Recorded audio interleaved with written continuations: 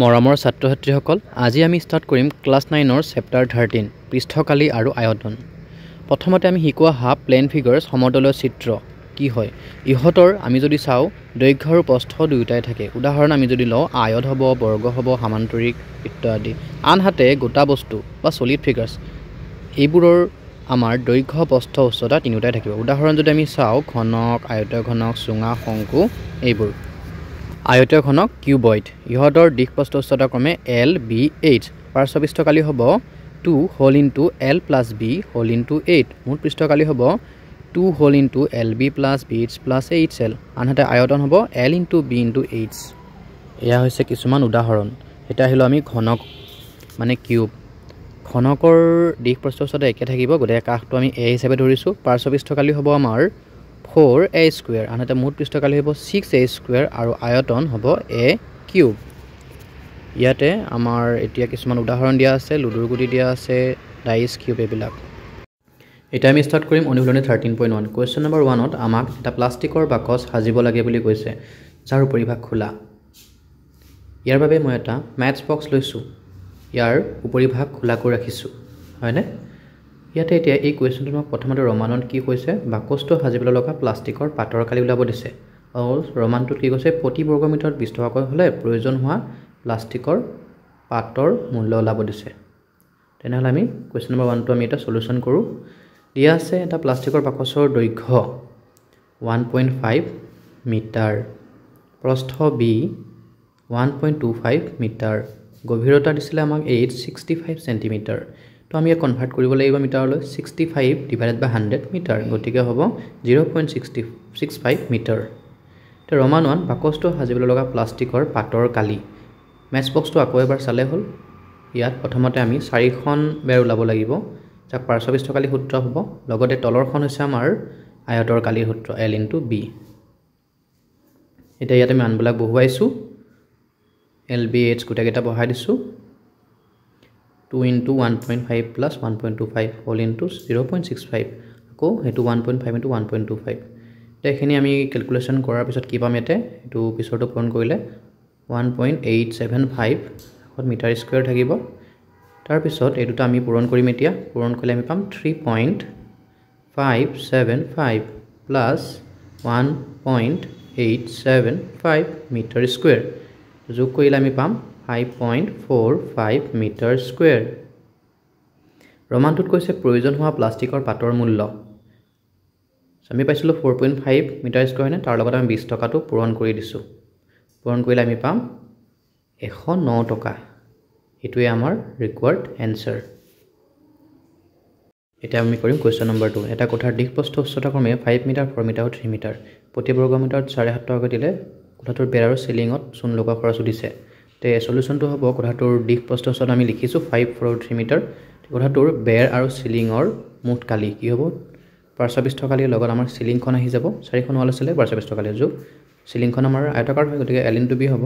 তে মানখিনি ইয়াতে বহাই দিওঁ। 2 ইনটু L ৰ মান হ'ব 5 প্লাছ B মানে 4 আৰু H মানে 3 প্লাছ আকৌ L মানে 5 ইনটু 4, ঠিক আছে, মিটাৰ স্কুৱেৰ।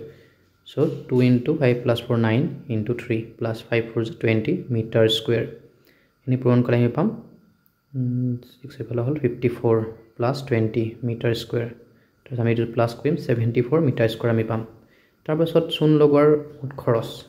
7.5 টকাকৈ দিব দিছিলে নহয়, কি কৰিম আমি এটা 74 মিটাৰ স্কুৱেৰৰ লগত আমি 7.5 টকা 7 ৰুপিজ 50 পইচা আমি পূৰণ কৰি দিম। গতিকে কিমান পাম আমি পূৰণ কৰিলে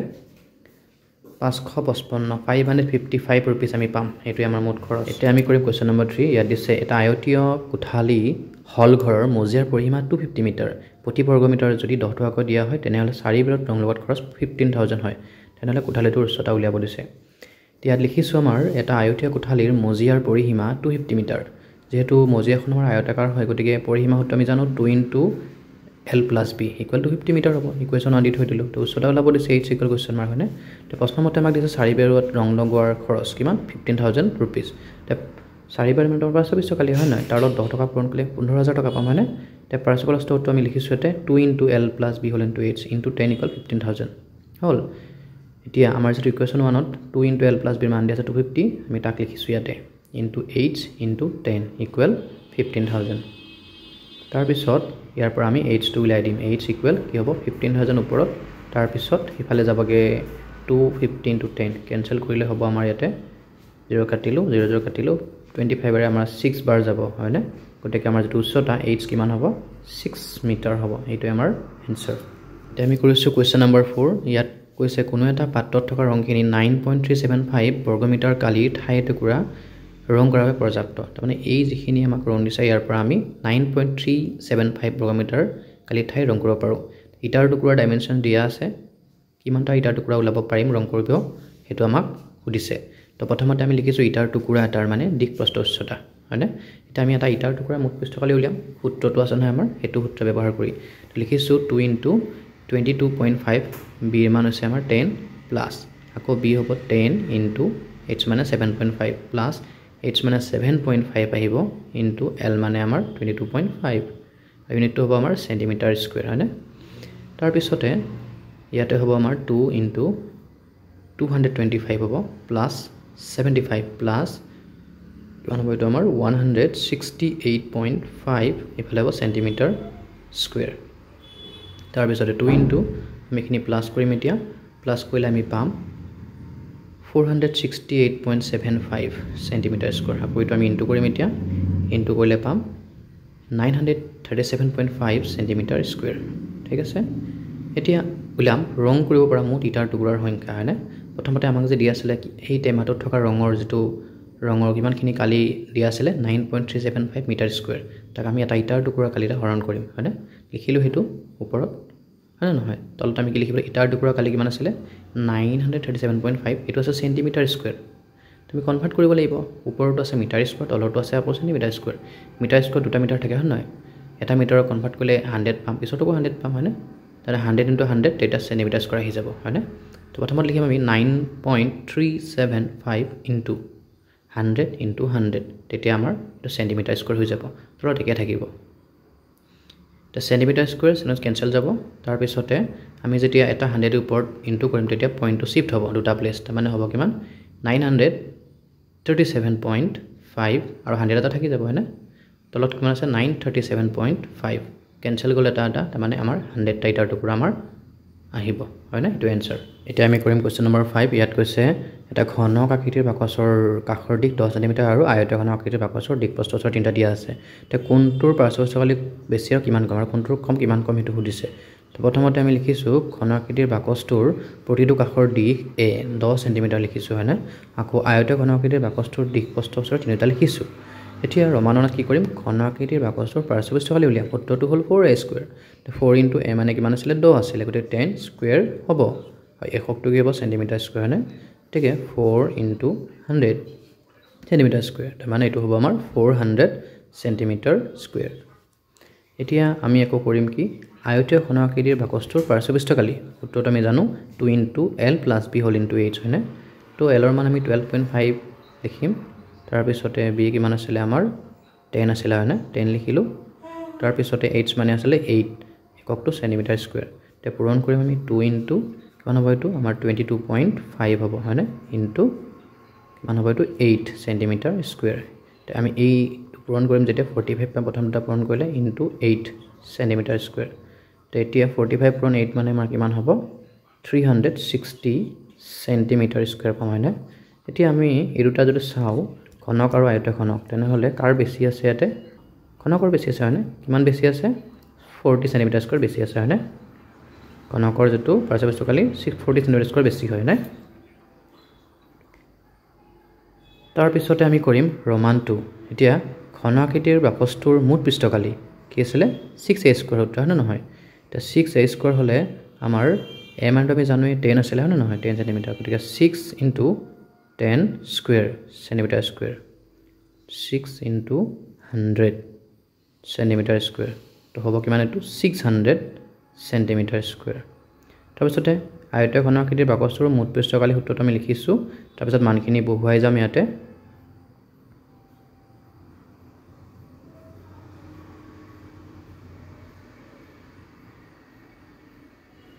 ইউনিটটো জানো সেন্টিমিটাৰ স্কয়াৰ হ'ব তাৰপিছতে আমি এতিয়া পূৰণ কৰিম 2 into কনফাৰ্ম এটো 125 plus 80 plus কিমান হ'ব এটো আমাৰ 100 হ'ব হয়নে তাৰপিছত আহিব ইউনিটটো চেণ্টিমিটাৰ স্কুৱেৰ এতিয়া 2 ইনটু এইকেইটা আমি যোগ কৰিম যোগ কৰিলে কিমান পাম আমি এইটো 305 পাম চেণ্টিমিটাৰ স্কুৱেৰ হ'ব তাৰপিছত ইনটু কৰিলে পাম 610 চেণ্টিমিটাৰ স্কুৱেৰ ইয়াত সুধিছিলে কোনটোৰ পৃষ্ঠকালি কম তো কোনটোৰ কম ঘনকৰ কম কিমান কম 10 চেণ্টিমিটাৰ স্কুৱেৰ কম হয় নহয় গতিকে ঘন আকৃতিৰ বাকচটোৰ মুঠ পৃষ্ঠকালি 10 চেণ্টিমিটাৰ স্কুৱেৰ কম এটো আমাৰ আনসাৰ না কোৱেশ্চন নম্বৰ 6 টো কি কৈছে ঘৰৰ ভিতৰত ৰাখিব পৰা এটা গ্ৰীণ হাউস হিউজ গৃহ অৰ্থাৎ কাছেৰে নিৰ্মিত সৰু গছ ৰুব পৰা ঘৰ তাৰ তুলিৰ সৈতে টেপৰ দ্বাৰা সংযুক্ত কাঁচৰ পাতে তৈয়াৰী ইয়াৰ দিকপ্ৰস্থ উচ্চতা তিনিটা দিয়া আছে প্ৰথমতে আমাক ডাবল দিছে ব্যৱহৃত কাঁচৰ পাতৰ মুঠ কালি হয়নে তো কৰো আমি লিখিছো LBH তিনিটা লিখিছো আমি এটা দৈৰ্ঘ্যপ্ৰস্থ উচ্চতা হয়নে তো প্ৰথম ওলাম আমি ব্যৱহৃত কাঁচৰ পাতৰ মুঠ কালি উত্তৰটো আমি জানো 2 * LB + BH + HCl মানখিনি আমি বহাই দিলো ইয়াতে হয়নে তাৰ পিছত পূৰণ কৰিম 30 * 25 মানে 750 হয়নে 25 যা কিমান 625 আকৌ 25 30 যা 750 হয়নে চেণ্টিমিটাৰ স্কুৱেৰ হ'ব এতিয়া আমি ভিতৰখিনি যোগ কৰো কাৰণ আমি যোগ কৰিলে 2125 চেণ্টিমিটাৰ স্কুৱেৰ হয়নে এতিয়া এই দুটা পূৰণ কৰিম আমি কিমান পাম তো পাম আমি 4250 চেণ্টিমিটাৰ স্কুৱেৰ আমাৰ এইটো ফাৰ্ষ্ট পাৰ্ট সেকেন্ড পাৰ্টত আমাক সুধিছিলে মুঠ টেপৰ দিশ মানে গোটেই যেটো ঘৰ আছিলে হয় নহয় ইয়াতে আমাৰ কি কৰিছিলে পাইপ লগাই দিছিলে হয় নহয় গতিকে নলি লগাই দিছিলে গতিকে আমি কি হ'ব আমাৰ চাৰিটা দৈৰ্ঘ্য থাকিব না নাই তো চাৰিটা প্ৰস্থ থাকিব চাৰিটা উচ্চতা থাকিব গতিকে আমি চাৰিটা কমন লৈ লৈছো কমন লৈ মানখিনি আমি বহুৱাই দিছো বহুৱাই দিলে 320 পাম মানে যেটো কোৱেশ্চন নম্বৰ 7 দিয়া আছে শান্তি সুইট ষ্টল নামৰ যিখন দোকান হিহতে মানে মিঠাইবিলাক পেকেট কৰিবলৈ কাৰ্ডবোৰ্ডৰ কিছুমান বাকচ সাজিবলৈ এটা অৰ্ডাৰ পালে তো ইয়াত দুবিধ আছে বাকচ ডাঙৰ আৰু সৰু ঠিক আছে দুইটাৰ ডাইমেনশন দিয়া আছে বাকচবিলাক মানে আমাৰ যেটা জোৰা লগাম এক্সট্ৰা 5% পৃষ্ঠকালিৰ মানে আমাক কাৰ্ডবোৰ্ড লাগিব এতিয়া আমাক সেই দুই ধৰণৰ যে বাকচ 250 টকা লাগিব ডাঙৰ 250 টা সৰু 250 টা আৰু প্ৰতি 1000 বাকচ আনিলে আমাক কিমান লাগিব বুলি কৈছে 6 টকা তো মুঠ খৰচ দিছে প্ৰথমতে ডাঙৰ বাকচৰ আমি দিশপ্ৰস্থ উচ্চতা লিখিলো সৰু লিখিলো স্মল লেটাৰত এতিয়া 250 টা ডাঙৰ বাকচৰ মুঠ পৃষ্ঠকালি আমি উলিয়াম প্ৰথমতে 250 পূৰণ মুঠ কৈছিলো তো আমি জানো নহয় 2 into capital লেটাৰত LB + BH + HCl তে মানবিলাক আমি এটা বহুৱাই দিম এতিয়া হয়নে বহুৱাইছো এখিনি আমি ইয়াতে আগত যেহেতু লিখিছিলো ক্যাপিটেল লেটাৰছত হয় নহয় LBH এতিয়া 500 পূৰণ কি হ'ব এটো 25 20 যা কিমান হ'ব এটো 500 তাৰ পিছত এটো 100 প্লাস এটো কিমান হ'ব 125 সেন্টিমিটাৰ স্কয়াৰ নে তাৰ পিছত 500 ইনটু এটা প্লাস কৰিলে আমাৰ কিমান পাম এটোতে 725 সেন্টিমিটাৰ স্কয়াৰ হয় নহয় তাৰ পিছত আমি এটো পূৰণ কৰিম এতিয়া কিমান পাম এটো আমি 362 and 500 সেন্টিমিটাৰ স্কয়াৰ তাৰ পিছত আকৌ আমি একে ধৰণৰে 250 টা সৰু বাকচ আছিল নহয় তাৰ মুঠ পৃষ্ঠকালি উলিয়াই দিও সূত্ৰটো একেটাই হ'ব খালি এটা স্মল লেটাৰত থাকিব হয় নহয় 250 পূৰণ 2 হ'ব আৰু কিন্তু জানো LB + BH + HCl মানখিনি বহুৱাই দিছো তো আমি এটা পূৰণ কৰিম হয় নহয় পূৰণ কৰিলে আমি কি পাম 180 + 60 + 75 আৰু ইউনিটটো হ'ব আমাৰ সেন্টিমিটাৰ স্কয়াৰ এটা আমি 500 ইনটু এখানে আমি কি কৰিব লাগিব যোগ কৰিব লাগিব যোগ কৰিলে কিমান পাম আমি ইয়াতে